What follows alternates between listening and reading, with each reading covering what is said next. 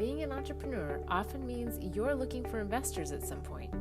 With desires and dreams to grow your business big, it's important to shift your perspective in order to have a good outcome. Listen in to Brian's wisdom he gained founding and growing the UGG Boots brand. There's some other things that I would love for you to share, and it's around trust and people and partnerships, and you had mentioned something about judgments. And because at the end of the day, we are here for pollinating the planet with love. Yeah, that's about the major word. Yeah, love. Yeah. So, do you have any pearls of wisdom on that? Yeah, there's one thing I've been studying for years and years and years, which is the interaction of entrepreneurs with investors coming in, and there's not a lot of really good stories. There's a couple where they both go through the roof and everybody's high-fiving, but that generally doesn't happen. Usually the investor comes in, when the entrepreneur's trying to get money in, he just wants the investor on the bus, right? Yeah. But the investor's thinking, how the hell do I get off the bus? Yes. Right? So there's a complete dichotomy in the mentality. The entrepreneur thinks, God, who cares when you get off? It's going to be so fantastic. We're all going to make fortune. But the investors are money oriented, and they're usually looking for security. And I found in my experience that I'd had to buy out various investors that couldn't raise it to the next level, and there was usually a bit of disgruntlement involved, but the new ones coming in saying, I don't want anything to do with your old investors, or it's get them out, or we're going away. So and those people quite often would fight that, and and there'd be a tussle for control and all that. And the tendency is to think, God, they're so evil, they're so they're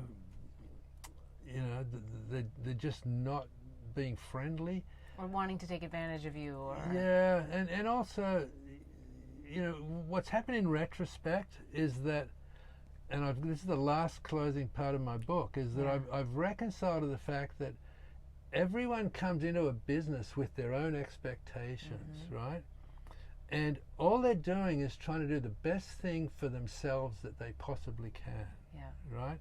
And so I want to use a little illustration, right? Let's say you're walking along a path in the forest, right, a narrow trail, and suddenly this filthy little animal comes out, half human with a club, and is snarling at you. Your first tendency is, oh God, evil, how do I kill it, what do I do? But if you take the picture back and you see behind him is a wife with a broken ankle and a baby in her arms, and all he's doing is trying to protect her, doesn't the picture change? I'm so emotional about this because you go from this horrible little man to this picture of valor and honor and love, and that's what I've learned with my investors. I used to have a pretty bad impression of them during the business, but now I've softened, and they were all just trying to do the best they could, and I have no hatred or any animosity towards any of them, and so that's something we should all be trying to look at on a daily basis. If someone's really getting under your fingernails, come back, see what other factors are affecting them. It might be something at their house or their kids or their work or whatever. There's always a bigger picture, and if you can figure out what that picture is, you almost end up loving them just for who they are. It's a really powerful thing. And connecting to people through more community and less about just forget the material side of things.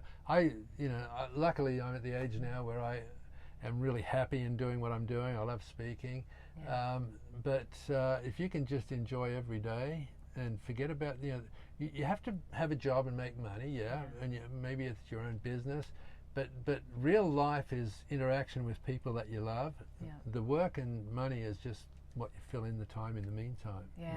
Well, and I think with that, I also want to say that whether you're an entrepreneur and you buy his book, or you're sitting in an organization and you need a little inspiration, because I've heard you speak, I know that you don't have to be an entrepreneur to gain and harvest a lot of pearls of wisdom from you. So if you're at an organization, I think he's a great person to bring in, because you really do bring that life experience. Yeah. And I think And the changing of the lens of how you've seen life, how you've lived life. Yeah, that's what I like to share. And it crosses all types of businesses. Yes. Doesn't matter if it's financial services or, I've spoken with car repair franchises and, EO and YPO and all that.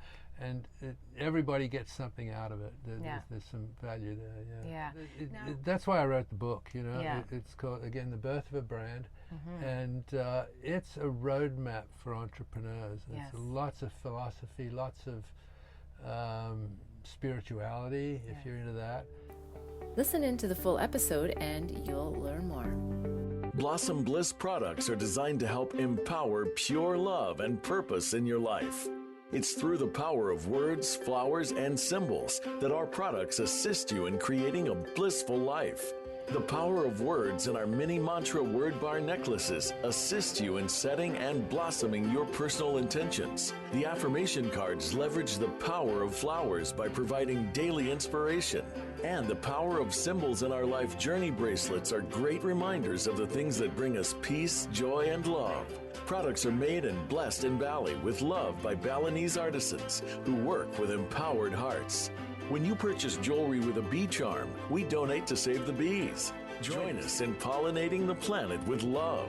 Go to our website, blossomblissbali.com. Again, that's blossomblissbali.com.